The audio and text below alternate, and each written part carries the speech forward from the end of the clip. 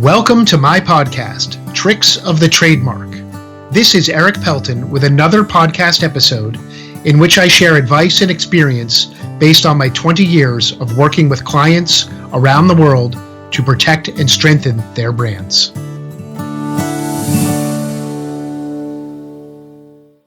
Recently, there was a quarterly meeting of the Trademark Public Advisory Committee, or TPAC, held on August 12th.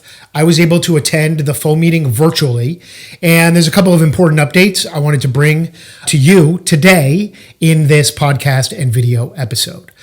So we heard from officials at the USPTO, and these are the highlights from that meeting. Filings of trademark applications in fiscal year 2023 are down about 7% from last year. That's not unexpected because trademark filings mirror the economy as a whole, and we had record number of filings just a few years ago. So things are still softening from that. But it does mean that the revenue has not kept pace with the projections from the USPTO. And probably related to that, the USPTO is working on proposals for increasing and changing a whole package of trademark filing fees. Look for the notice of proposed rulemaking on that. According to the USPTO, late winter or early spring, there'll be a comment period before the final rule is made and goes into effect. Filing levels are still at relative highs, meaning that things are still taking a long time, really longer than ever before at the USPTO, which also means the USPTO is continuing to hire more and more employees and especially trademark examiners.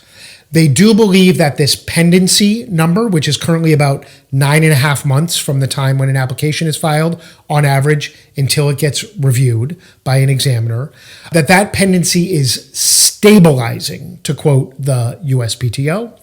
I read that to mean that they are planning that the number will not come down significantly, but probably will be at or around 9.5 months for the foreseeable future. One pretty exciting development during the meeting was a showcase of some screenshots from what the USPTO is calling the new Trademark Center, which is in development and hopefully will be released sometime in the relatively near future. This is a new online application filing system. It's much more user-friendly and intuitive, much needed improvements. One of the key features, in addition to just the better functionality and usability and readability, is the ability to save an application at any step during the drafting of it, which is a major challenge with the current application forms because you can only save them when you get to the very end of the form. The final piece of news from the USPTO was more information about sanctions for improper actions, fraudulent specimen farms, attorneys misusing their name and their license and their filing logins. Over the last few years, the USPTO has really cracked down on this. There's been a huge increase over those last few years using some new tools from the USPTO. And there were some astonishing statistics shown during that TPAC meeting, which added up to more than 20,000 applications and registrations that have been terminated as a result of these sanctions over the last few years.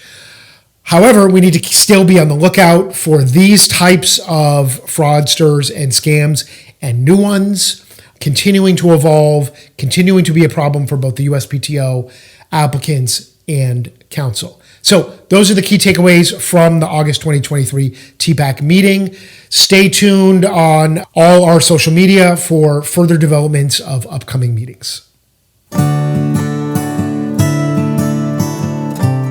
You've been listening to Tricks of the Trademark with me, Erik Pelton. I've been making trademarks bloom since 1999. For more information about my trademark services, visit my website at erikpelton.com. Thanks for listening.